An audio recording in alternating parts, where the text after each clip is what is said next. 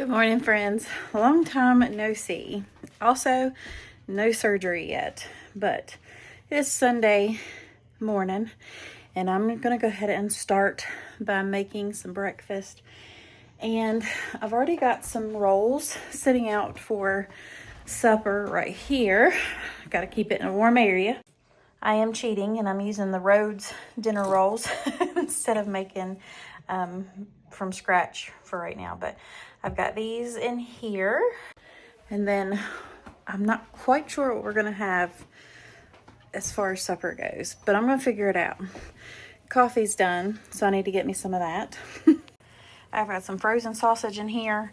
I've got some water boiling. I got salt and pepper in that for my grits, and then I've got some link sausages too. We're gonna make some eggs. And I got some hash brown patties over here.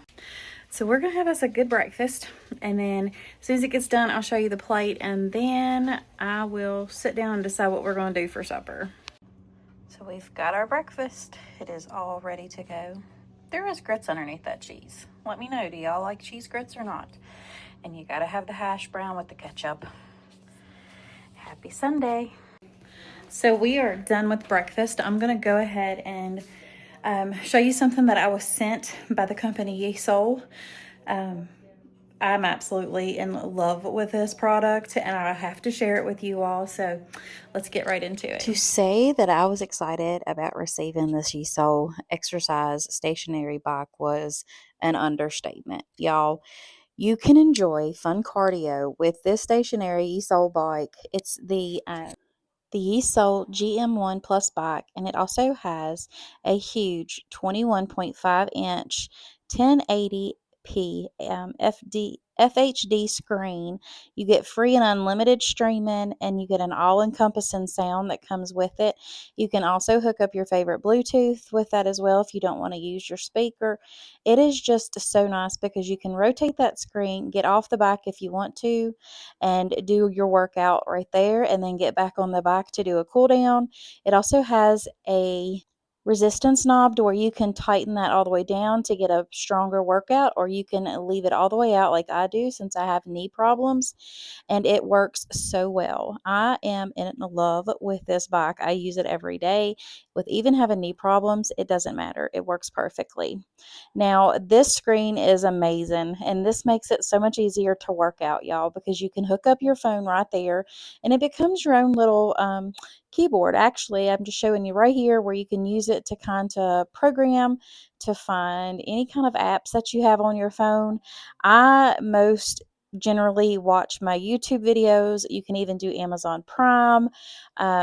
If you want to watch any other kind of streaming services on there, by all means you can do it. It's compatible with a lot. As you can see, all the apps are displayed right here, and I just think that is so nifty.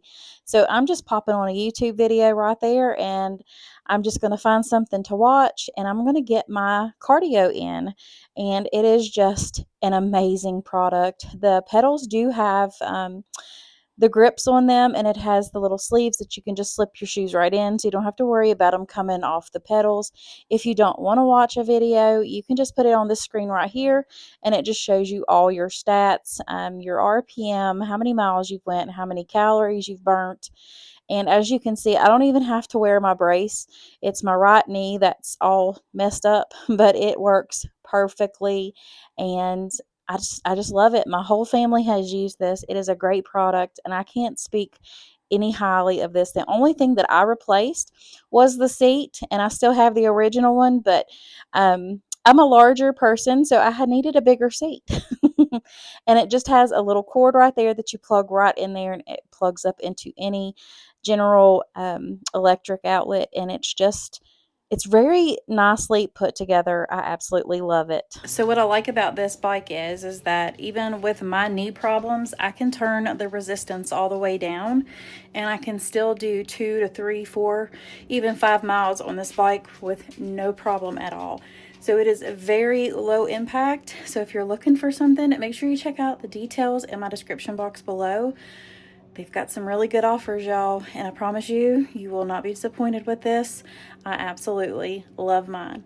Thank you so much, YESOUL, for sending me this bike to review for you all. It is a wonderful product. So I have decided what we're doing for supper. We're doing fried chicken, or country fried chicken, however you want to say it, mashed potatoes and gravy, and some corn and the rolls, of course. So that's going to be supper tonight. Yummy in my tummy.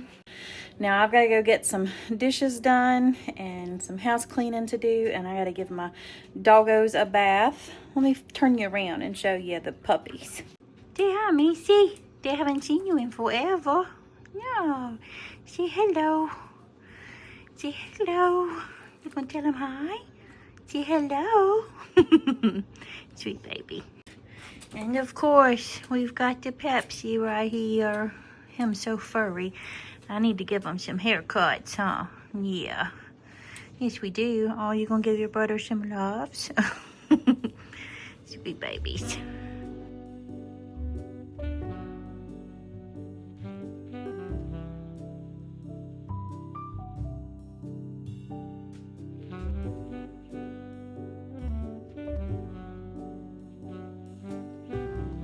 So many hours later, it's now 4 o'clock in the evening. I'm getting ready to start supper. We're gonna have country fried chicken, mashed potatoes, gravy, corn, and of course the rolls. I can't remember if I said that or not, but there you go again. So I'm gonna go ahead and get the chicken started. We're just gonna do it in some seasoned flour, and the corn's just frozen, so we got to heat that up. The rolls are on the stove. They're getting ready to get put in, and I got to peel some taters. That's always the fun part. So I had to take some of the rolls out because they weren't rising like the newer bag, so we're only left with 9 rolls. I think I had 12 in here, but I had to take some of them out. But that's okay. So we're gonna go ahead and put these into an oven. We're just doing it according to the bag directions. Like I said, these are the Rhodes dinner rolls. They are so good. Just regular old yeast rolls. We're gonna go ahead and put those in the oven. So we have the rolls done. I forgot about them in the oven. Kind of went into panic mode, but they're okay. They just got a little bit browner than what I typically get them done, but I mean, they still look just fine. So we're good to go. All right, y'all, so I've got our chicken here. I've got our seasoned flour.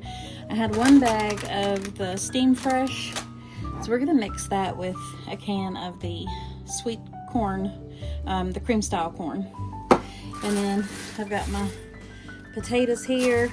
I've just gotta get them peeled and into a pot of boiling water. Now, I don't know about you all, but I would say peeling taters is my least favorite thing to do. Let me know down below if y'all like peeling taters, or if you're kind of like me and it's like, it's typically why I buy the little bitty baby potatoes, because you can just rinse them off and put them right in the pan and start boiling. But I don't have any, so we're going to use these big old jumbo russet potatoes. I had 3 left in the bag, so that'll be plenty of potato for us. All right, y'all, so we've got the taters on. I'm gonna go ahead and cut them on about medium. Scoop my rolls over. Uh-oh, tripod's falling. Real life right there, huh? I'm going to use some chicken bouillon in here, just a little bit, probably about a teaspoon or 2. And then of course, we gotta put a little bit of salt in the mix. So let's get the salt. Sprinkle that, probably about a half a teaspoon in there as well. Now we will just stir this all together and let those just cook on down until they are nice and tender. That chicken bouillon really does help the flavor of the potatoes. And also when we go to make our gravy, we'll use the tater water to make our gravy. It's a very nice thickener, and it's an easy way to not waste anything. So we're back over here with the chicken. I got my cast iron skillet heating up. I done put about a half a cup of vegetable oil in there, and I'm gonna add a half a stick of butter. So half and a half. You could also use Crisco if you wanted to. I have it, but I just didn't put it in there. We're gonna let that melt on down and get happy while we cut these chicken breasts in half. Clothes are done in the dryer. But we're gonna go ahead and cut these in half and get the egg wash going and our seasoned flour right here. If you can't find a seasoned flour, you could always just take your flour, put some paprika, onion powder, garlic powder, salt, pepper, and that's pretty much about it. And just mix that together and you'll have your own seasoned flour. I just love that kind, we can find it locally here. Now I'm going to go ahead and get the corn going. We'll put it on the eye over there behind the potatoes. Just cut that open, pour that in there, and let me go open up my can of corn. We'll just add that on in. I will put a little bit of butter in there as well, just to kind of help it along a little bit, because you know, butter makes it better. I'm just going to give this a little stir together. We'll put in just a touch of salt, some black pepper, and we're going to add a little tab of butter. If I can get it out. Okay, put that back up. We're just going to go ahead and put this right on the stove eye and let that get nice and happy together.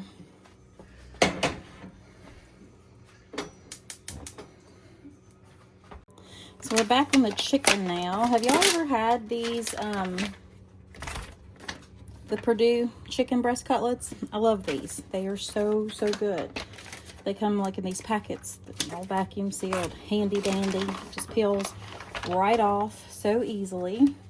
And all I'm going to do is just cut each one of these in half. So I'll have about 16 pieces of chicken to fry. Alright, so we've got that chicken all cut up. I'm just going to season it with some Badia Complete and some paprika real quick. Just on one side because we have the seasoned flour. But you want to make sure you season in layers. Okay, now for the paprika. Let me know how you fry chicken. Is there a specific recipe? Is there a family recipe? I'd love to know. I might try to make it one day. So now that we got that done, I'm just going to go ahead and put some seasoned flour in the Ziploc bag right here, and we're going to do the shake method, and it should be okie dokie to go. So first things first, since we got the chicken seasoned, it's going to go into the flour first, and we'll take it out, put it into the egg wash, and then back into the flour. All right. Leave that open. I'll put a couple pieces in here at a time. At least 5 pieces. I'll close that up. Give that a good shake. Make sure everything gets coated. Now I do have a plate for the finished chicken to go on. We'll just set that up here. Make a little prep station, shall we? Now, shake off that excess flour right into the egg wash.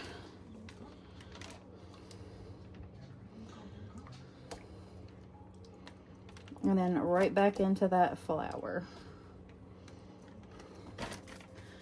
Those other 2 pieces out of there. Now, I'm going to go ahead and keep doing this, and when I get it done, I will bring you back and show you what we got, okay? So I got that chicken coated. I'm just cleaning up my mess now. You do still get a little flour, but it's not as bad as the typical way of doing it. So now that we've got that chicken all coated, I'm gonna go ahead and start putting it into the iron skillet right here. It's heating up. You can probably hear it sizzling, and you don't want to overcrowd your skillet. So like I was saying, you don't want to overcrowd your skillet because then the grease will cool off too much. So just make sure you keep just a couple in there. That way you have enough room. And I'm probably gonna do maybe one more right here. So I'm gonna do about 5 pieces in there. And then we'll let that cook on down. And it takes about 4 to 5 minutes on each side. These are thin cut chicken breast. Now you just wanna make sure that you get a good golden brown color. And like I said, anywhere from 4 to 6 minutes, it just depends. Somewhere between 10 and 12 minutes per piece of chicken, I should say. So while we're waiting on that chicken to fry, what we're gonna do is take our bag of our seasoned flour. I'm gonna put it in this strainer and get all the flour that I can out, because you don't want those, you know, chicken bits with the egg and stuff in there when you're making gravy. And if you just put it through a sifter, it just sifts on out, and then you've got the other stuff that you really don't want in your gravy right there. So then you got all the flour to use for your roux right there in the bowl, ready to go. All right, so we're gonna go ahead and flip. If I can turn it. And you'll see that nice golden brown color. That is exactly what you want. And now we'll reset the timer. As soon as I get this last piece cooked.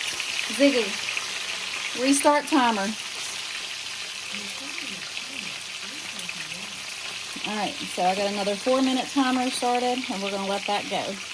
Now the potatoes are done, and I'm just going to pour some of this liquid out, the potato water. I'll probably try to save at least 2 cups for gravy. And I'll set that right there. Gotta clean up my mess again. I try to clean as I go. Now I'm going to go ahead and just drain the rest of these, and we'll get our cream cheese and our butter in our potatoes. Potatoes are drained. We're just going to go ahead and put both of those in there. I got my little handy dandy spurtle. I'm just going to tuck that on down right into the bottom of that pan. And I'm going to let this sit and get happy. Let me get up here. I don't know where my lid is, but this pan, your plate will work just fine. Now I'm going to take this potato water on over to the stove. I'm just going to put it right there with the flour, and we're going to go ahead and get ready to get this chicken out. Went ahead and got my plate with my paper towels ready. That way I can pull this chicken out and it can drain. Don't pop yourself with the oil or the grease either. It's got about this right under a minute. It is looking perfect. I'm going to flip that side.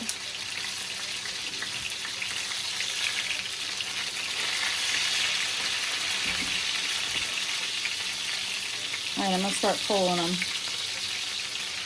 Placing them on here.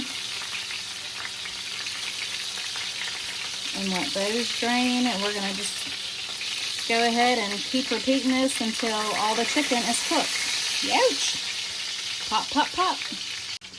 Alright, y'all, so while that last batch of chicken is frying, we're going to go ahead and mash up our potatoes. Yes, I'm using a meat masher. It is perfectly fine.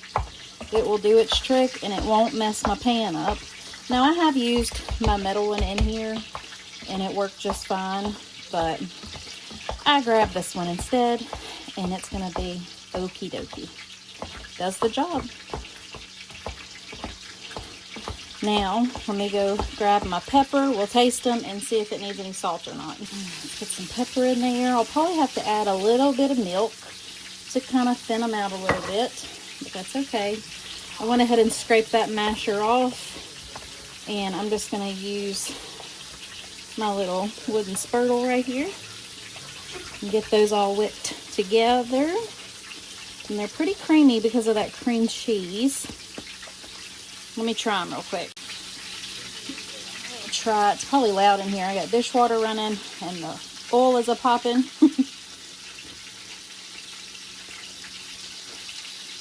Those need a little bit of salt and some milk. So instead of milk, I think I'm going to use sour cream. I think that'll give it a little bit of a zip too that it's missing. So I'm probably going to use about 1/4 cup of sour cream.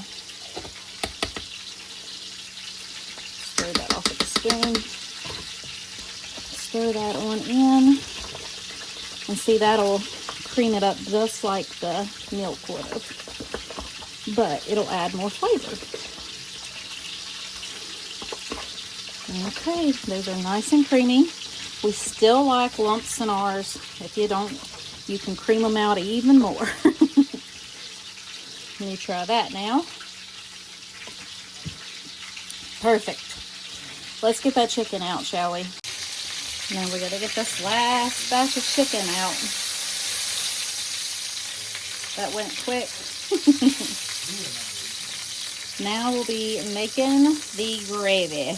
We've got to do the gravy. I'm gonna turn that all the way down. Your stove will need to be cleaned, but look at that golden deliciousness right there. Does that not just look perfect? Yummy, yummy in my tummy. So while that grease is hot, we're gonna take our flour and we're gonna put that right on in there. It should be right at the perfect amount. Take this.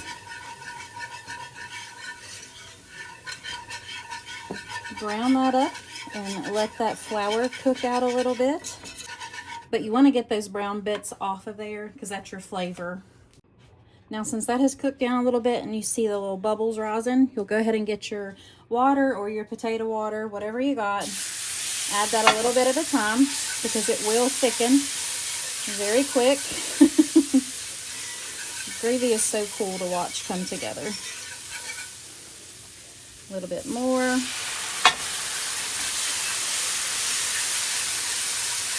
Turn that heat back down. Is that not just the coolest thing?